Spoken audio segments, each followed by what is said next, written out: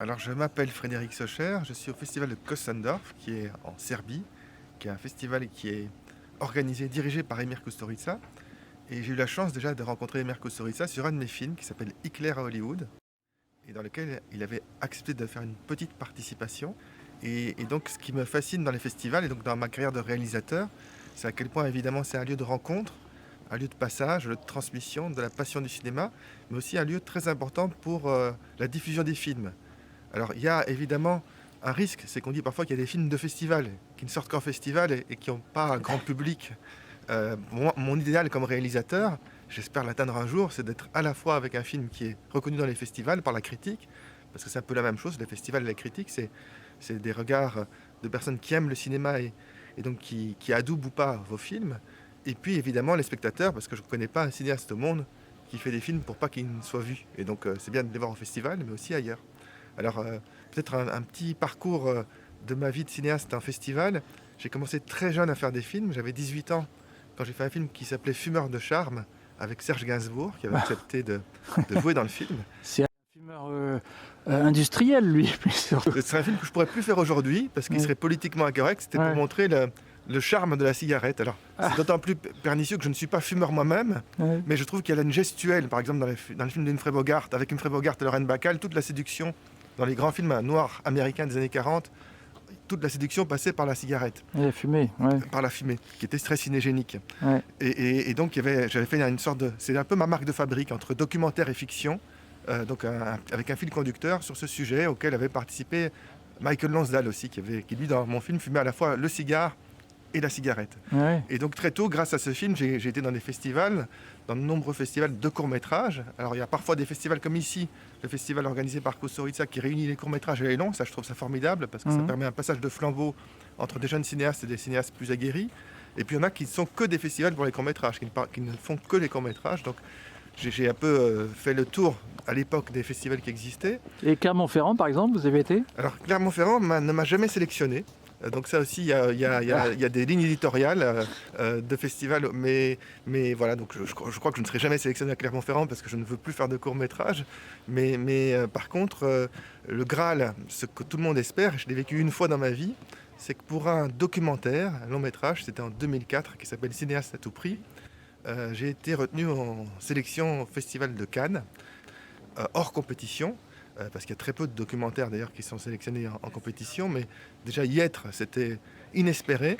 Et je me rappelle que Thierry Frémaux, que je ne connaissais pas, m'a appelé quelques jours avant la conférence de presse et il m'a dit j'ai une question à vous poser. C'est Thierry Frémaux à l'appareil. Je me demandais d'ailleurs si c'était pas une blague téléphonique, tellement c'était inespéré pour moi qu'il m'appelle. Est-ce que votre film c'est un documentaire ou une fiction?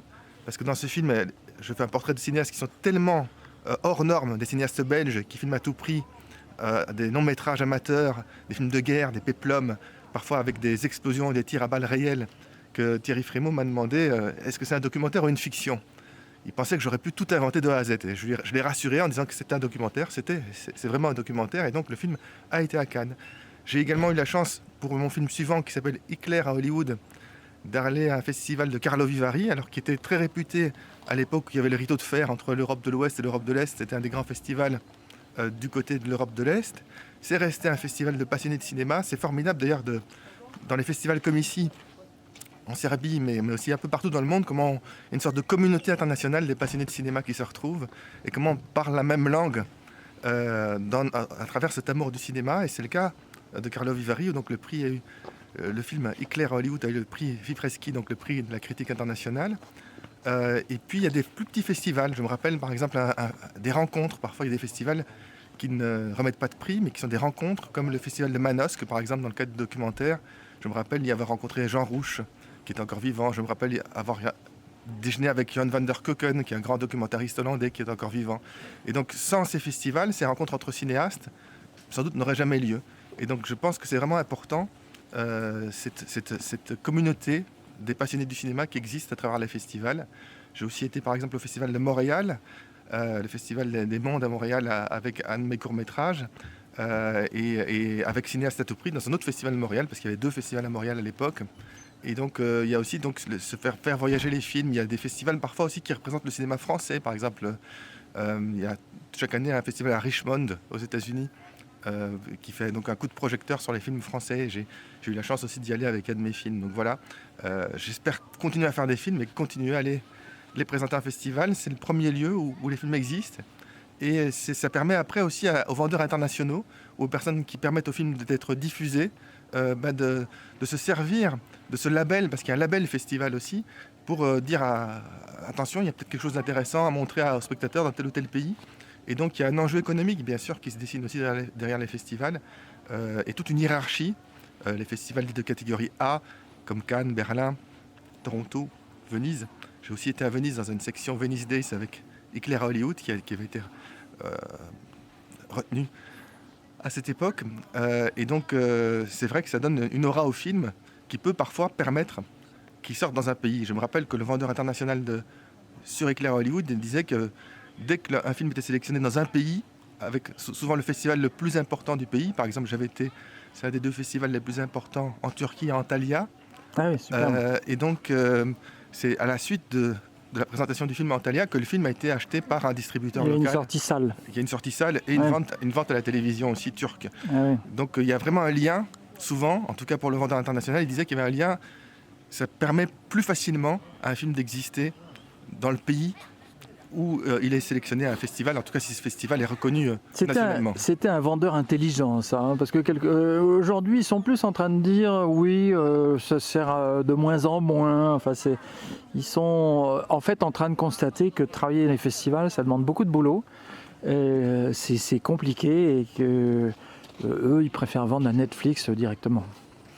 Mais c'est toute la question de pourquoi. Alors, moi, je pense que ne pas penser à économie est absurde quand on fait du cinéma. Le cinéma est parfois une industrie, parfois un artisanat, mais il y a toujours des questions d'argent. C'est pas toujours une industrie, c'est parfois un artisanat aussi. On peut faire l'éloge de l'artisanat. Je pense que quelqu'un comme Eric Romer, par exemple, était un artisan, et c'est pas pour ça que ses films n'avaient pas des sorties internationales, même aux États-Unis. Alors c'est des tout petites sorties. Je pense qu'il peut avoir d'ailleurs, dans le domaine du cinéma d'auteur et aussi dans le domaine du cinéma de genre, des publics qui sont partout dans le monde, qui sont chaque fois des petits publics, mais qui, additionnés bout à bout, commence à faire sens économiquement. Et donc c'est tout l'intérêt d'avoir des films qui ne soient pas uniquement avec une sortie nationale. Parce qu'on remarque qu'il y a des films qui ont une ambition nationale, et parfois avec un grand succès commercial sur le plan national, mais qui par contre franchissent très difficilement les barrières de la langue et circulent très mal à l'international. Et puis d'autres qui ont un moins gros succès commercial sur le plan national, mais qui par contre auront beaucoup plus de pays dans lequel ils vont sortir parce qu'ils ont une dimension qui dépasse plus largement les frontières. Et donc je pense qu'il peut y avoir une internationale du film de genre, par exemple. Il y a partout dans le monde absolument, c'est vrai, ça marche. Des spectateurs qui seront intéressés. Pareil pour le cinéma d'auteur. Et les documentaires aussi. Et le documentaire aussi, voilà. Et donc, mais là, ça demande un travail de fourmi. Ça demande un travail de connaisseurs, de festivals, de connaisseurs des marchés. Et donc, effectivement, c'est pas une rentabilité comme qui est la même que de vendre tous les marchés en une fois à Netflix. C'est pas la même démarche. Le discours fréquent des producteurs, réalisateurs qui viennent de terminer, c'est de dire, leur film, c'est de dire on va sur les festivals, on va sur le circuit, ramasser quelques prix pour donner du cachet, pour valoriser le film, pour que mon vendeur puisse mieux le vendre. Mais en même temps, il y a une vraie course contre la montre parce que les films, ils ont un tampon avec une date dessus et ils ont une date de péremption presque. Et donc c'est cette espèce de compétition entre est-ce qu'il faut que je le vende tout de suite ou que j'attende et espérer gagner des prix. Et en même temps, il y a les intérêts du film qui courent, si jamais enfin bon, c'est toujours compliqué. Revenons, si vous voulez bien, sur Kustendorf. Qu'est-ce qui vous a frappé ici ? Est-ce que vous avez fait des rencontres, vu des films intéressants, fait plein de photos, passé du bon temps, goûté des alcools étranges ?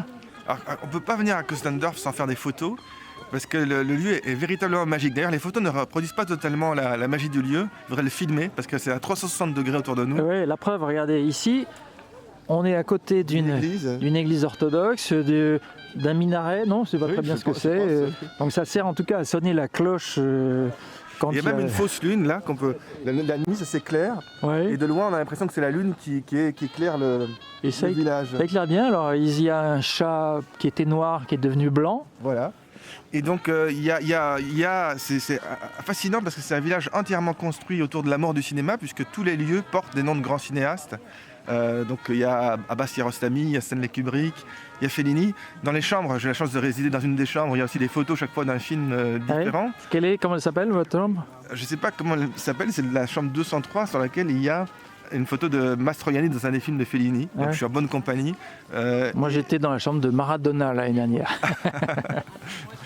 Et donc il y a vraiment une magie du lieu, perdu dans les montagnes serbes, avec une vue panoramique à 360 degrés. Alors c'est un peu perturbant parce que ça fait partie de la magie d'ailleurs. Il y a beaucoup de brouillard et de soleil qui s'entrelacent. Donc parfois on voit l'étendue du panorama très large, parfois c'est coupé au contraire par la brume, mais c'est un lieu de rencontre convivial, tout le monde mange dans le même lieu, tout le monde est réuni dans le même lieu. Ce que je disais sur les films des jeunes cinéastes, parfois même des cinéastes étudiants qui sont passés à la meilleure heure de projection, c'est-à-dire le soir à 21h, ça je trouve ça formidable, que c'est un coup de projecteur que donne Emir Kusturica aux nouvelles générations. Il y a aussi la musique, comme dans les films de Kusturica, elle est toujours très importante. Et bien à la fin de la séance du soir, il y a chaque soir un groupe musical qui vient faire un concert. Des fanfares et des grands orchestres. Et après ça se poursuit encore tard dans la nuit, comme je vous le dis, avec des alcools étranges et forts. Et donc il y a vraiment...